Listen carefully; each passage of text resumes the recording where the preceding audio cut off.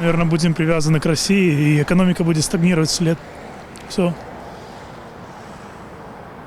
Ну все. Що робить молодь? Ну, учить английский язык и уезжать. Ну, я думаю, что через 10 лет Беларусь в инновационном плане продвинется, потому что сейчас очень много компаний IT, которые здесь и развиваются, и как-то строят свой бизнес. Более современный, развивающийся. Более открытый, наверное, для других стран, людей из других стран. Мы станем частью одной из лидирующих стран. А минус то, что мы потеряем свой Суверенитет. Вот, и станем уже как россиянами.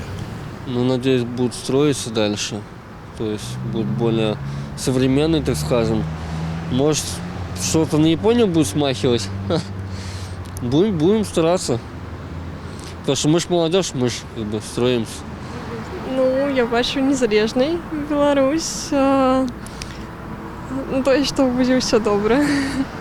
Ну, люди постоянно сейчас какие-то ходят в депрессивниковом состоянии, им постоянно всего мало, всего не хватает и так далее, но при этом они ничего делать не хотят, а только разговаривают, так скажем, обсуждают, и все.